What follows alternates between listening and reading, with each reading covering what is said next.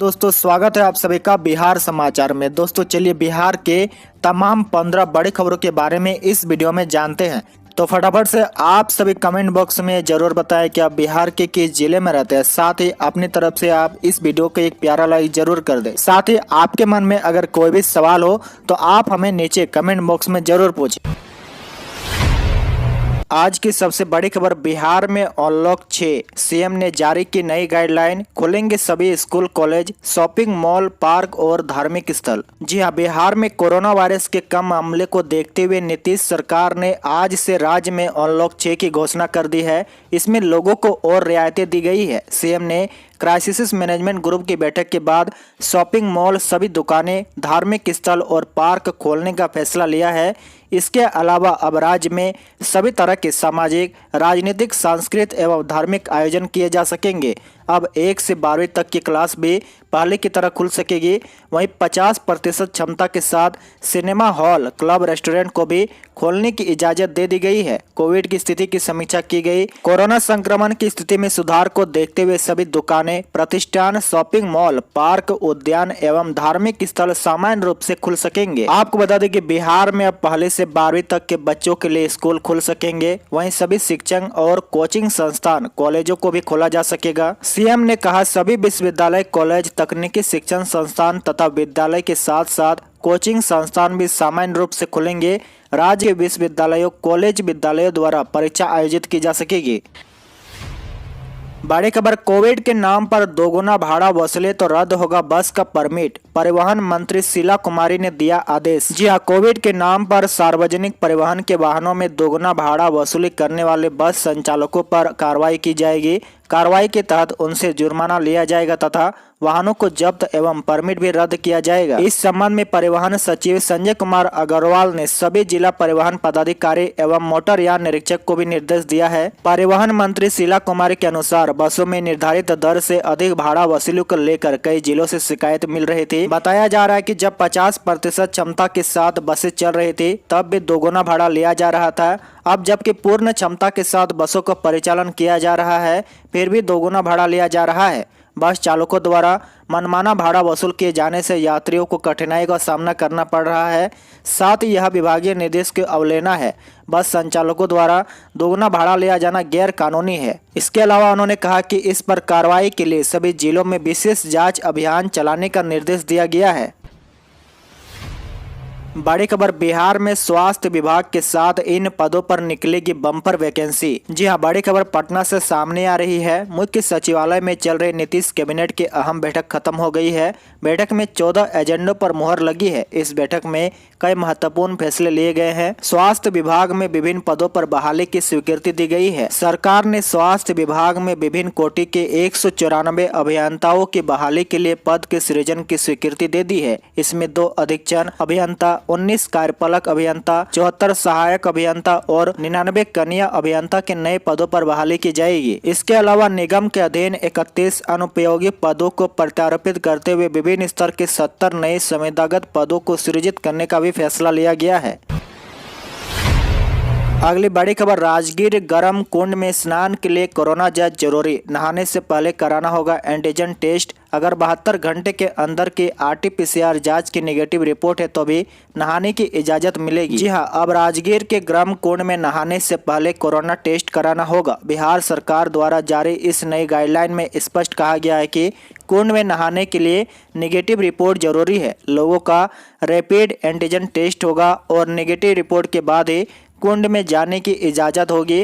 हालांकि अगर किसी ने 72 घंटे के अंदर RT-PCR टेस्ट कराया होगा और रिपोर्ट नेगेटिव होगी तो वह भी नहा सकता है। अगली बड़ी खबर, बिहार को मिली सड़कों की सौगात, सीएम बोले अब 5 घंटे में किसी भी जिले से पटना पहुंच जाएंगे। इंजीनियरों पर भड़के, कहा काम नहीं करोगे तो कार्रवाई होगी। जी हां, बिहार सरकार ने सड़कों की नई सौगात बुधवार को दी है। सीएम नीतीश कुमार ने 3 स्टेट हाईवे और 1 बाईपास का उद्घाटन किया। इस दौरान वीडियो कॉन्फ्रेंसिंग के जरिए उन्होंने कहा कभी सोचा था कि 5 घंटे में किसी भी जिला से पटना पहुंच जाएंगे? पहले की क्या स्थिति थी?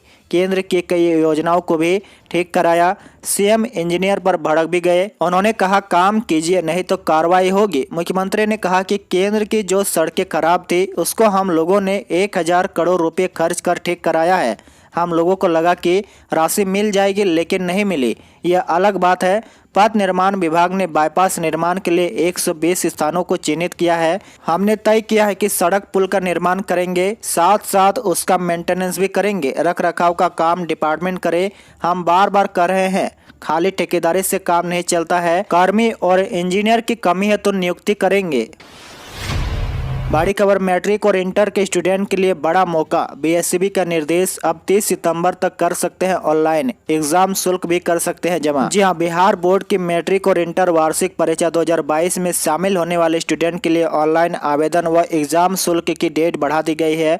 पूर्व में 14 से 24 अगस्त तक इसे निर्धारित किया गया था, लेकिन अब इसे 30 सितंबर तक बढ़ा दिया है। बिहार विद्यालय परीक्षा समिति ने कहा कि इससे छात्र छात्राओं को पर्याप्त समय मिल जाएगा। ऑनलाइन परीक्षा आवेदन भरने या परीक्षा शुल्क जमा करने में किसी प्रकार की असुविधा होने पर समिति के हेल्पलाइन नंबर 0612230039 एवं 2235 पर संपर्क किया जा सकता है। अगली बड़ी खबर, बिहार के 9 जिलों में भारी बारिश का अलर्ट। 38 जिलों में बारिश का बन रहा है माहौल। कहीं कम तो कहीं अधिक होगी बारिश। चक्रवाती हवा से बारिश का सिस्टम सक्रिय। जी हां, बिहार के 9 जिलों में भारी बारिश का अलर्ट है। हिमालय की तराई से गुजर रहे मानसून की ट्रफ रेखा का प्रभाव दिखेगा। बिहार में एक्टिव हो रहे मौसम कारणों से 38 जिलों में बारिश का पूर्वानुमान है। कहीं कम तो कहीं भारी से बहुत भारी बारिश का अलर्ट है। मौसम विभाग के मुताबिक बिहार में ट्रफ रेखा हिमालय की तराई में स्थित मधुबनी, सीतामढ़ी, सुपौल, किशनगंज होते हुए ओडिशा की तरफ जा रही है। इसके साथ ही एक चक्रवर्ती हवा का क्षेत्र भी झारखंड और बिहार के उत्तरी हिस्से में बना हुआ है। निम्न हवा भी बंगाल की खाड़ी से पश्चिम की तरफ प्रभावित हो रही है। इन सभी मौसम कारणों के प्रभाव से आने वाले 48 से 72 घंटे के दौरान बिहार के अधिकांश हिस्सों में 3 से 32 मिलीमीटर बारिश होने का पूर्वानुमान है। साथ ही मौसम विभाग के मुताबिक मौसमी सिस्टम की सक्रियता के बाद सबसे अधिक प्रभाव बिहार के उत्तरी हिस्से में स्थित पश्चिमी चंपारण, सुपौल, सीतामढ़ी, सिवान, गोपालगंज, किशनगंज सहित 9 जिलों में अधिक दिखाई देगा। इसकी वजह से संबंधित जिलों में अलर्ट जारी किया गया है।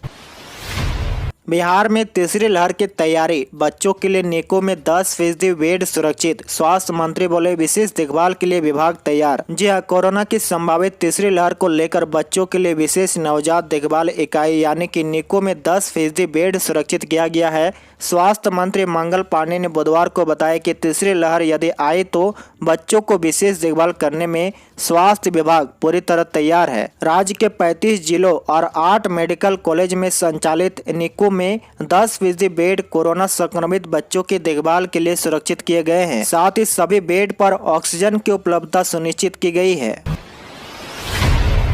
बड़ी खबर, निजीकरण के खिलाफ तेजस्वी ने खोला मोर्चा। बोले सब कुछ बेच डालोगे, गरीब क्या करेगा।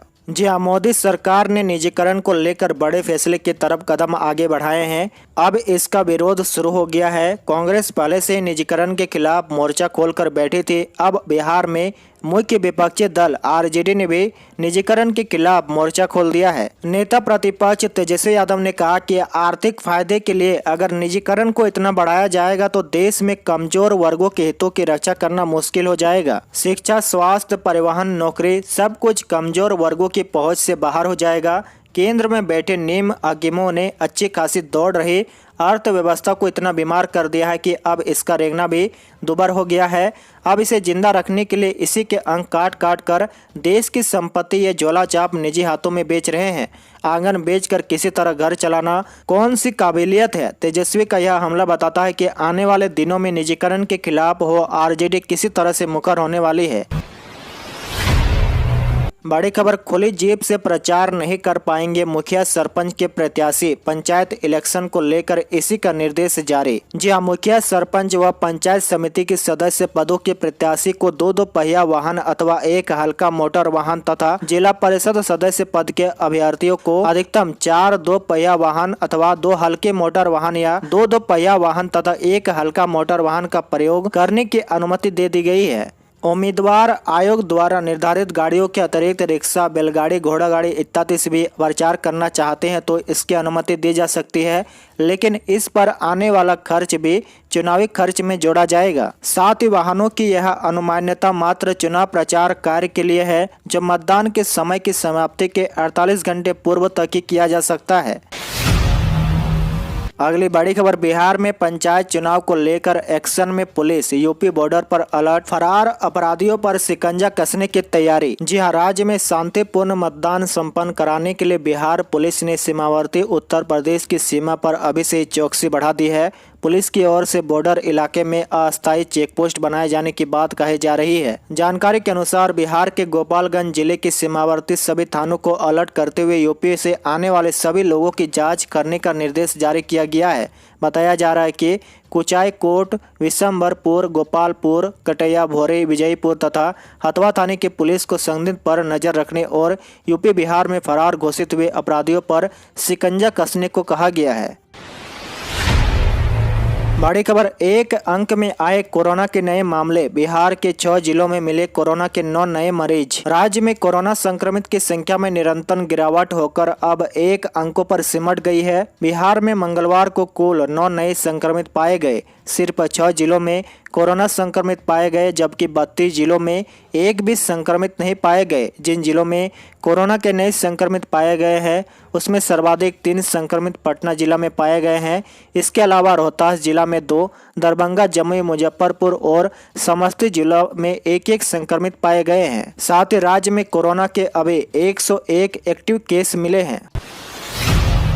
अगली बड़ी खबर, बिहार में बिजली चोरी के खिलाफ महाअभियान, 12 दिन में वसूले गए 5.35 करोड़ रुपए जुर्माना। जी हां, राज्य में बिजली चोरी के खिलाफ चलाए जा रहे अभियान के तहत बिजली कंपनी ने 12 अगस्त से 23 अगस्त तक 12 दिन में करीब 5,35,87,949 रुपए की जुर्माना राशि वसूल की है। बिजली कंपनी ने जुर्माने की यह राशि अपने 18 सर्किल में जांच के बाद चोरी पकड़ने पर वसूल की है। इसमें आरा, भागलपुर, पूर्णिया, जमुई, औरंगाबाद, बेगूसराय, पेशु पश्चिमी, पेशु पूर्वी, गया, सासाराम, पटना ग्रामीण, किशनगंज, छपरा पूर्वी, छपरा पश्चिमी, सिवान, महाराजगंज, गोपालगंज और मीरगंज शामिल है। और अंत की बड़ी खबर, NICL में प्रशासनिक अधिकारी के 300 पदों पर भर्ती, 1 सितंबर से शुरू होंगे आवेदन। जी हां, पब्लिक सेक्टर की general insurance company new India insurance company limited ने प्रशासनिक अधिकारी के 300 पदों पर भर्ती के लिए आवेदन आमंत्रित किए हैं। यह भर्ती स्केल 1 के तहत होगी। आवेदन प्रक्रिया 1 सितंबर को शुरू होगी और अप्लाई करने की लास्ट डेट 21 सितंबर है। आवेदन के लिए इच्छुक अभ्यर्थी आधिकारिक वेबसाइट newindia.co.in पर जाकर ऑनलाइन आवेदन कर सकेंगे। आयु सीमा की बात करें तो आवेदक की आयु 21 से 30 वर्ष तक होना चाहिए। वहीं आवेदन शुल्क 750 रुपये रखा गया है। साथ ही शैक्षणिक योग्यता की बात करें तो इसमें ग्रेजुएशन पास होना अनिवार्य है। आज के लिए आपका सवाल बताएं कि कोरोना की तीसरी लहर को देखते हुए बिहार सरकार को स्वास्थ्य विभाग में और कौन से कदम उठाने चाहिए। इसका जवाब आप हमें नीचे कमेंट करके जरूर बताएं।